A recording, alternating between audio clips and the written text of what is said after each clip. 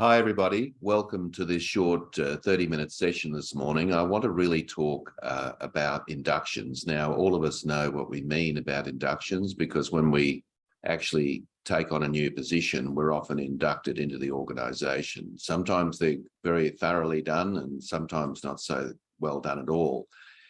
So they've been around for a long time. And I would suggest to you that in the last 25 years, the inductions have improved dramatically from what they used to be. So now, ideally, you get an induction in terms of the organization. And then when you move into your functional area, you get another induction, which is very specific to the work that you do. And that's a good thing. But I think it's time for us now to start to question how inductions are done and what we need to do to improve them. And this is particularly timely coming out of COVID, when there was a lot of turnover of staff, and now we've got people applying for jobs and changing jobs dramatically, as we know. So it's likely that there's going to be a whole lot more inductions going on now than there has been for a considerable period of time. So I want to share with you a little excerpt from my latest book, The Future of Human Resources, Unlocking Human Potential.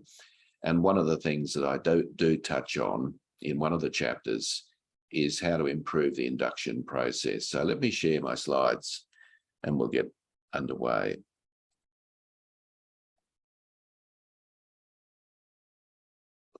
Okay, so if we, just in case you don't know who I am, and let me just give you a quick rundown without boring you too much. You can see that I obviously write books. I've got 13 books out there in the marketplace, including my latest, The Future of Human Resources, Unlocking Human Potential.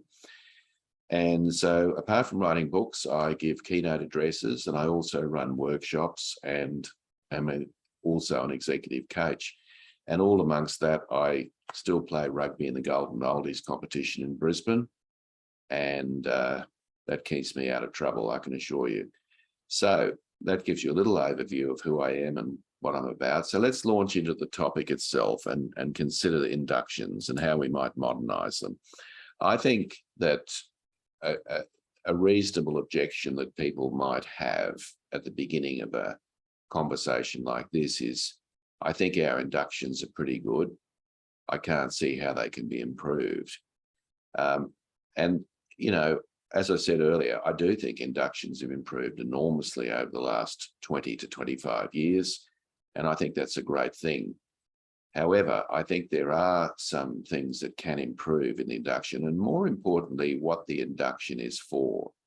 The whole word of induction sort of gives us a hint that it's all around how we can mold and shape the new employee to the organization. And of course, that's a fair and reasonable thing to do. But what about vice versa? What about actually molding the other person or the new person, the new hire, to the organization? Or how can the organization mold itself to the new employee and what they have to offer? So I want to talk a little bit about that today, which I think is timely. So I wanted to actually talk about what I think personally is wrong with the inductions at the moment. What are they fundamentally missing? And then I want to talk about integration, because in my view, instead of calling inductions, perhaps we might consider them to be integration. In other words, it's not just a case of how a new employee will fit into an organization. It's also the other way around, isn't it? It's about how the organization can be shaped based on the strengths and innate talents of the new hire that comes in. And at the end of this presentation, I've got a special offer that I'll share with you as well. So that's where I want to go for the very short time we've got together this morning.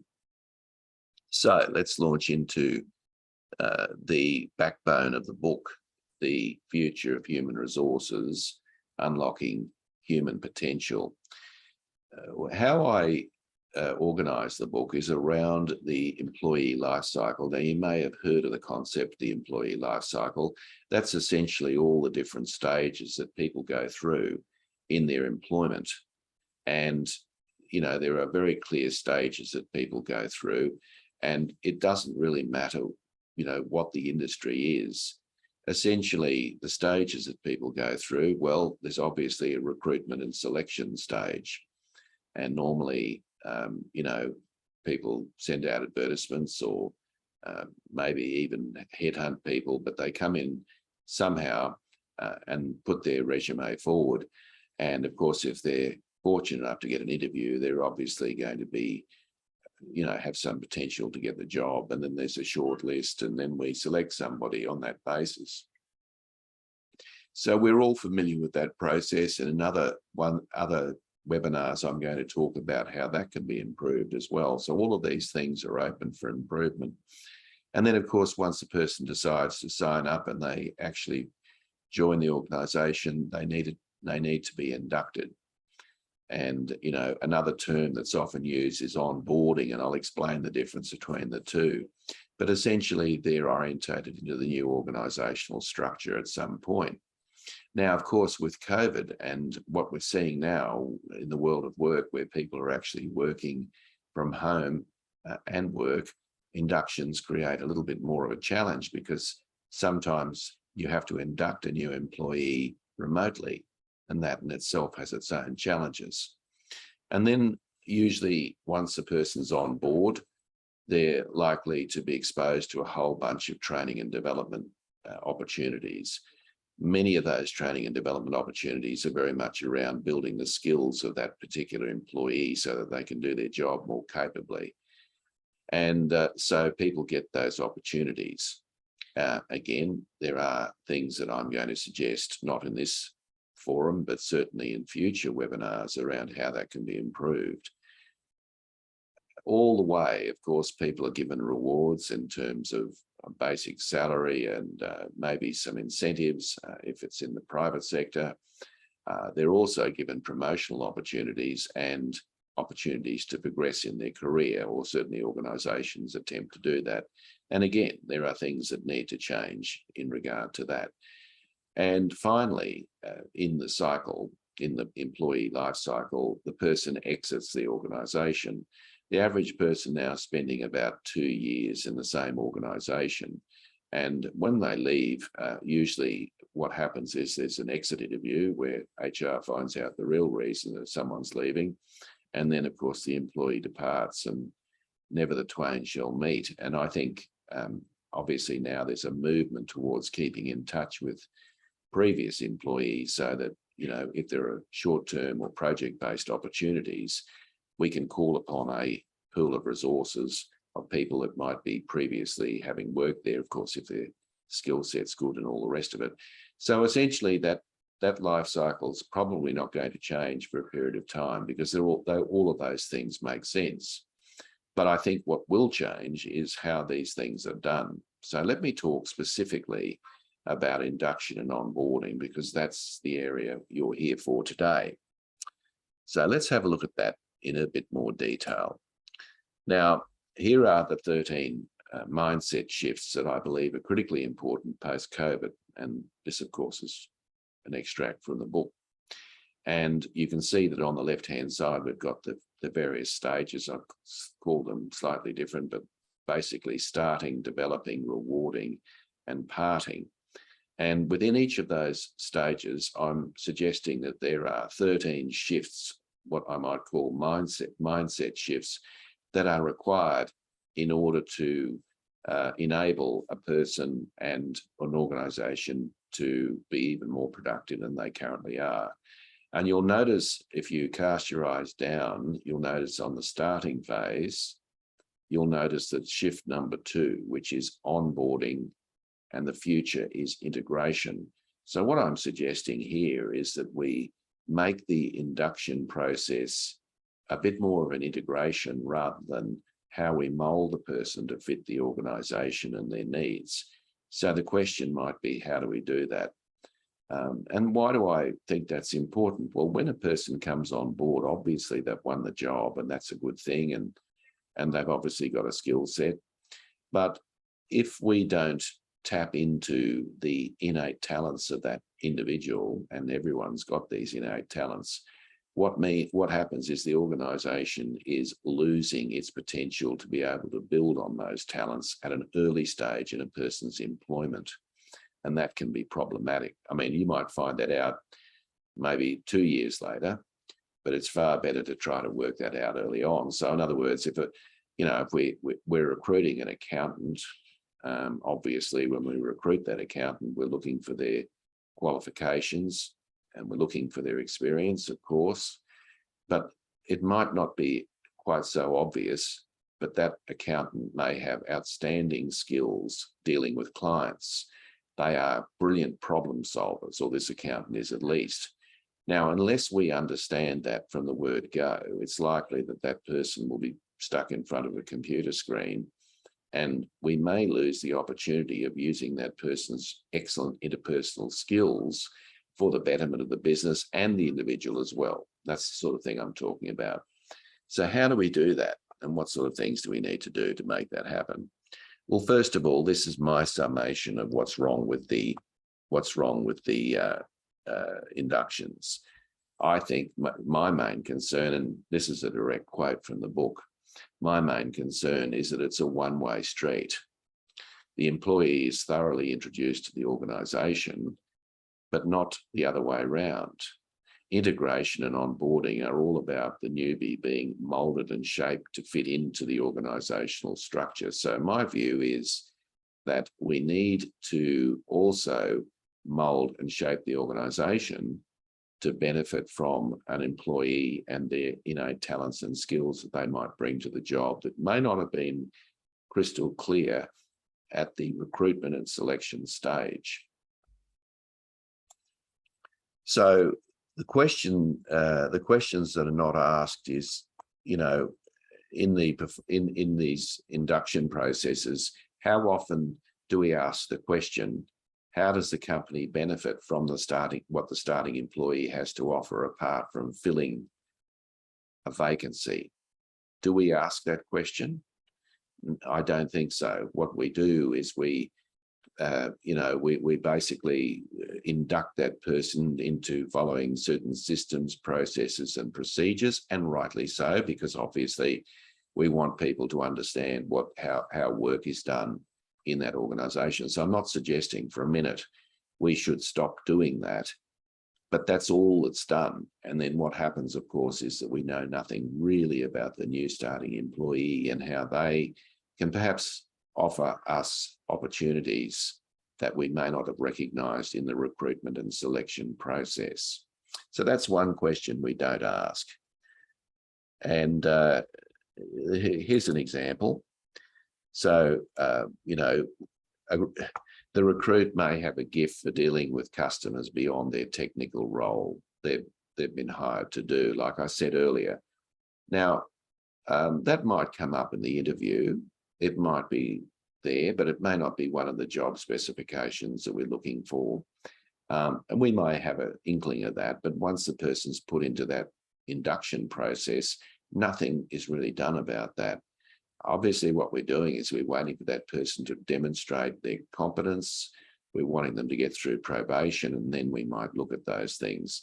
But I think we should work on the assumption that this person has decided that they're committed to the organisation, and we should try and harness their full capability as of day one. So that's an example. Another example might be that they may have certain knowledge of the marketplace the business is operating in that's gold and goes unrecognised. So they might be an industry player. They've been in the industry for a long period of time, and they've got this incredible amount of intelligence about what's working in the industry, who's who in the zoo, so to speak, who's doing what projects are being done, what developments are taking place. All of this information, of course, is critically useful if tapped into by the new organisation. But unless the employee feels comfortable sharing that they have these assets, and even if they do, it may not be listened to in induction, it may go lost. And then, of course, the person probably walks away thinking, well, I don't think I was fully appreciated for the skill set that I brought to the workplace. So there's a couple of examples of what I'm talking about.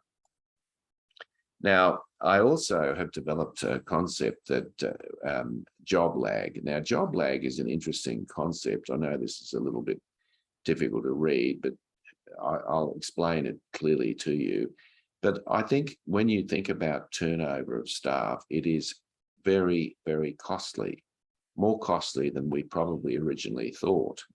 Often when we do try and cost out the replacement of a person, generally speaking, we start from the time we start advertising and recruiting and selecting, and then by the time the new person comes on board. So we take all of that into account, and there are direct and indirect costs associated with that. And if you look at most models around what the cost of recruitment and selection to be, it's usually just taking those things into account. But I would suggest to you, if you look on the left-hand side, I would suggest to you that the time to start calculating the cost of replacing someone in a workplace actually begins when the person gives notice of termination. I think actually it could be before that, but ultimately it's when the person, that is the person wanting to leave, has made their mind up, they've made a decision in their own head that I want to move on. Because the moment that person makes that decision, now they might want to move on because there's a better opportunity, or they might want to move on because, they just don't like where they work. But irrespective of why they make that decision in their own mind, what actually happens at that point is their productivity will drop off. Now, they might say that they'll continue to work hard right to the bitter end, but the truth of the matter is that people's attention is elsewhere because they're either looking for a job or they're gearing up, getting ready for the new job. And while they're doing that, of course, their energy is not completely vested in their current role. So we really should calculate the cost of recruitment from the period of time when the person's made a decision to actually leave. And then, of course, then the traditional measures come into play, because once they've given notice, then you've got to advertise. And then when you've got to advertise, you've got to recruit, and then you've got to select, and all of those things that go on normally. But I would also suggest to you that by the time a new person's come on board and replace the person that's leaving, that's not the end of it. Because normally on day one, when someone starts, they're not up to full productivity. And it usually takes something in the order of 6 to 12 months for someone to get their feet under the desk and to feel comfortable in their role.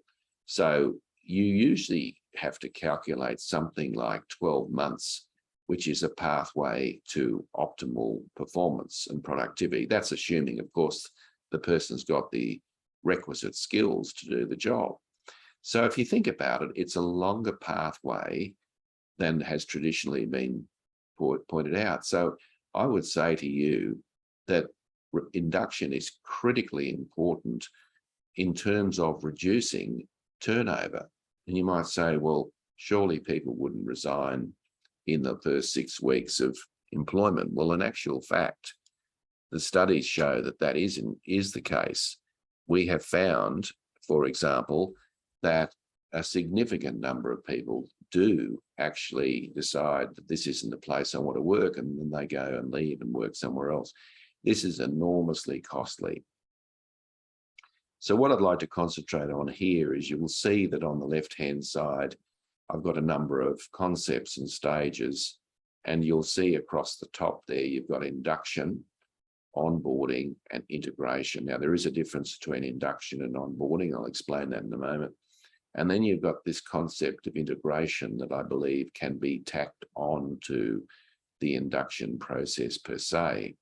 So if you look at the key objective of induction, it is basically to introduce a new hire to the company's policies, procedures, and processes. So essentially, that's what an induction is about, and I'm sure you're aware of that.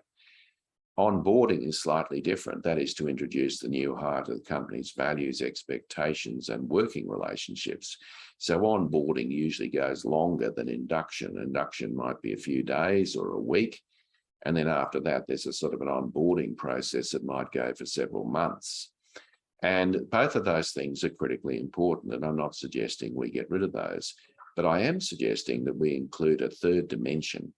and that is integration. Now, what is the objective of that? And that's basically to learn from the insights and experiences of the new hire and to modify the job specification to fully harness their strengths and interests.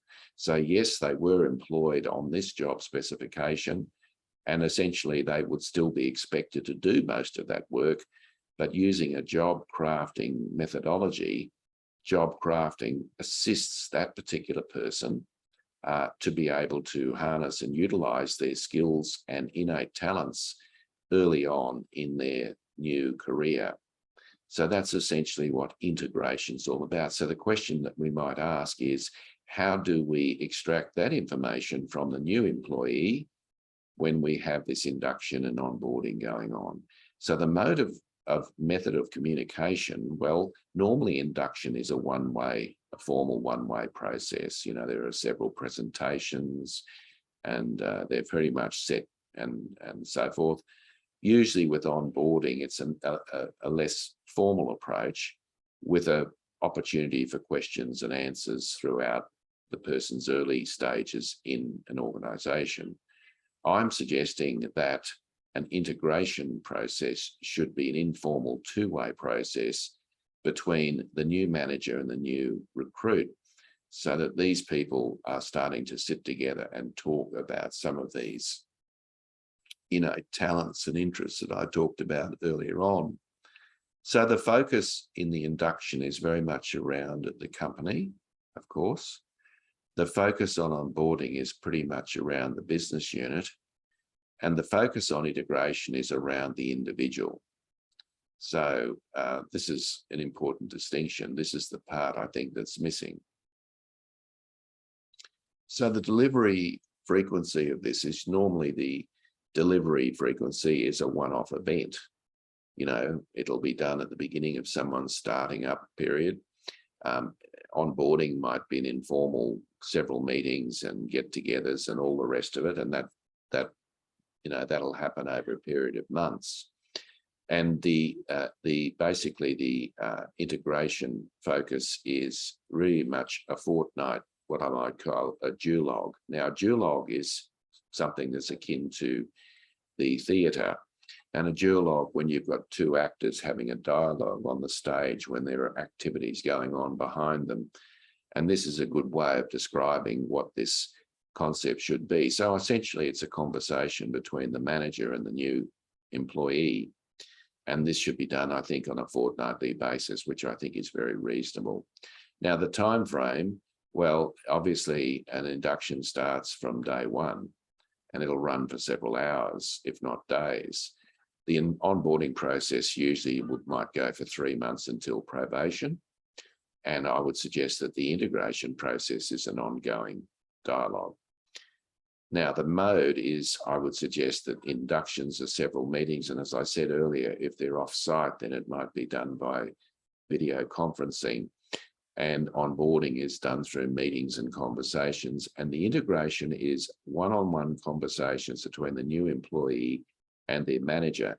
So there is a set process within this whole framework where the manager is expected to have regular meetings every fortnight with their new employee.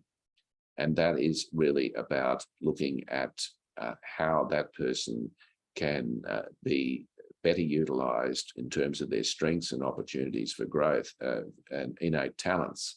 So what we're looking for is opportunities for that to flourish in the early stages of this. So you can see that the process is not taking anything away from what's already there, but what it's doing is it's adding something. You might say, well, goodness me, we're all busy people. How can we find the time for that? Well, I think you can find the time for that. And I think it should happen. And good managers, of course, would normally get together with their people early. So what does the research tell us about this? And this just underlines why I think this is so important. I mentioned it earlier. Companies who have implemented onboarding strategies, such as regular duologues, have experienced as much as a 50% increase in new hire retention and 54% greater new hire productivity. So you can see that it is significant. And imagine if that happened across the whole business with a lot of people engaged in this process, it would make a big difference. So that's really, really important. Okay. So what I'm suggesting really out of all of this, as we come towards the end of our time together, I'm suggesting that you should put the same energy into the integration stage as induction and onboarding, and it has many benefits for the new employee and the business. So what I'm suggesting is we equalize this up a little bit and not just make it all about how the employee fits into the organization. And I think it's a simple thing to do, doesn't take much effort. So folks, just before I finish, many of you would be aware who are supporters of this, that next Friday I have another session. So every Friday, basically, I have a short 30-minute session on something of interest that might help you in your own businesses. And next week, and it's proving to be a very popular topic, looking at the registration, so get in quickly. The big HR shifts for the future, what are they? Now, you might have noticed that I floated those 13, and I'm going to go into those in a bit more detail next Friday, and that'll be the 1st of July, and it's from 10 to 10:30. And as you'll notice there at the bottom, there's a link there. So you'll receive a copy of these slides and a recording at the end of this session. So you'll have an opportunity to start to consider these. You'll be able to register as you did for today. So, and as I said, there's a special offer I'd like to offer you for being here today. If you go onto Amazon, you'll notice my book, The Future of Human Resources, Unlocking Human Potential, it'll cost you about $38.40, I think, currently. Add postage to that, and you can purchase the book through Amazon. Well, that's fine. But my price for you today is that if you send me an email by the close of business today, I'll be happy to give you a copy of my book, hot off the press. Bear in mind, it's only been out for a week or two, for $20 plus postage. And all you've got to do is send me an email. I will sign it for you and I'll send it out to your address, and you can get the book for a significant discount. So I hope you can take advantage of that, and happy to hear back from you. So folks, that's it pretty much from me today. So thank you for the opportunity of working with you. I hope you found that useful. And I think that if you add integration to your whole process of getting people on board, it's going to make a significant difference to the employee. It's going to make a significant difference to you and a business. And I think it'll also be a great retention strategy as well. So I just say to you, have a wonderful weekend, and we'll catch you next Friday. And hopefully you can join us for the 13 HR shifts that are significant. Thanks, everyone. All the best. Have a wonderful weekend, and we'll catch you next Friday. Thank you and goodbye.